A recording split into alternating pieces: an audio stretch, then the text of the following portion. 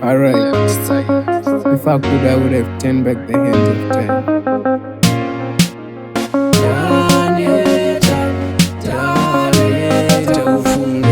Stambo andaimvasiva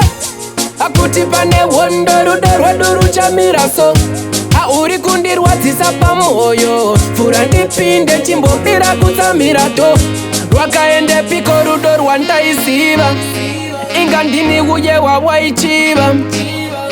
tiri kubata papo tiri kunanga papiko zvatinenge tatova murima ngatidzore nguva iyeiye nguva iyeiye tainzwana namudiwa ndinoshowera kudzokera paya ipapaya patakasira zvichifaya ngatidzore nguva iyeiye nguva iyeiye tainzwana namudiwa ndinoshowera kudzokera paya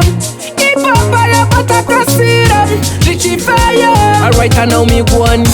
kopacho pandiri kutadza ndepapi zvekuti watofinyama wakungogara wakapipa pamwe uri kundiona sepambi pamwe ndiri kukuyigira masmall presence yakachipa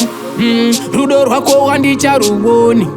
toti chiko zvimwe idhimoni kushanda inini zvauchatoita moni ndipe rudo toni ngatidzore nguva iyeiye nguva iyeiye tainzwana namudiwa ndinoshowera kudzokera paya ipapaya patakasira zvichifaya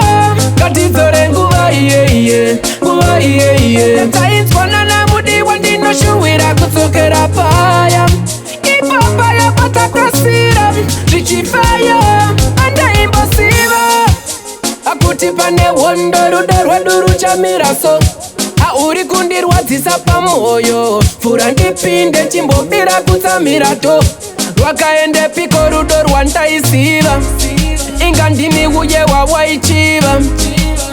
tiri kubata papo tiri kunanga papiko zvatinenge tatova murima ngatidzore nguva iyeiye nguva iyeiye tainzwana namudiwa ndinoshowera kudzokera paya ipapaya patakasira zvichifaya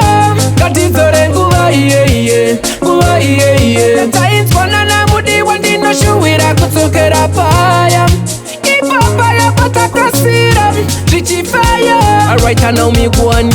kopacho pandiri kutadza ndepapi zvekuti watofinyama wakungogara wakapipa pamwe uri kundiona sepambi pamwe ndiri kukuyigira masmall presence yakachipa rudo rwako wandicharuoni toti chiko zvimwe idhimoni kushanda inini zvauchatoita moni ndipe rudo toni.